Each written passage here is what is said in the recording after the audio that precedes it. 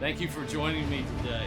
I would love to hear how two historians from the University of Arizona got involved in gaming. Well, video games are the way that most people encounter the past these days. It used to be miniseries or novels or something like that. And we thought this is an opportunity for people to encounter history from historians through the pathway of the video game. So how did the two of you get involved with Microsoft? Well, we've had an online major for years, and one of the good people at Arizona Online was talking with Microsoft about something else, and this opportunity came up, the idea of collaborating and partnering with Microsoft in their new version of Age of Empires 4. Wow. So Paul, tell me about the course you're developing, because I'm assuming if it's a course, you're going to be able to get college credit by playing a game. Yes. That seems like, you hear about, well, you got to take the games away from people because they're spending way too much time on the games. But you're going to turn that into a positive. Absolutely. We want the games in their hands because students learn through games. It's one of the best ways to learn. So I'm developing a course based on the game itself. It's going to be a bridge course. So these gamer historians are going to come in, learn how to be university students, to do historical research, because a lot of them are already doing it. Some of my best students I have came into history through playing games, especially earlier versions of Age of Empires.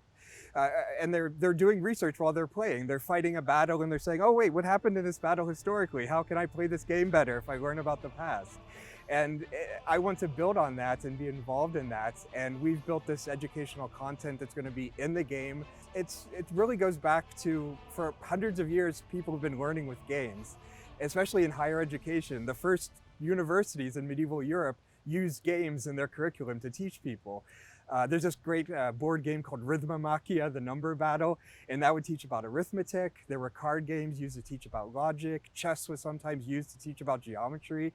So gaming and higher education have gone together since the very beginning. I think I told you before that I tried to gamify an app to try to improve cardiovascular health because it got people's attention and kept them there and do it. So you're doing essentially the same thing. You're using the game as the hook to get students to learn about history and then progress. So Age of Empire 4, what time in history does it represent?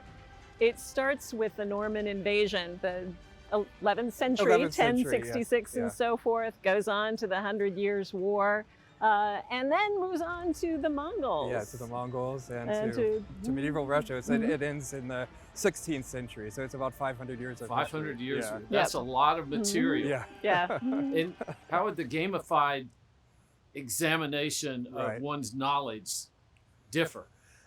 It's great because they're continuing playing in a different way. They're going to do this online scavenger hunt. They're going to answer questions, look at primary sources. The whole idea is to get them to search around the web for the materials we use to make history. These sources created in the Middle Ages, artistic sources, written sources, all kinds of material sources like swords and things. They're going to discover that and do research.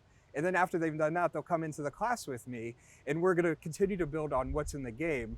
Because they have these great mini documentaries called Hands-On Histories, where they go to these experts who do things like make medieval weapons or cook medieval food or whatever it is.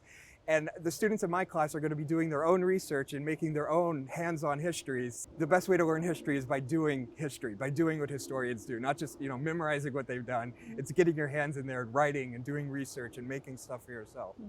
Wow. Mind you, history majors are still writing papers and doing that kind of analytical and critical work and everything.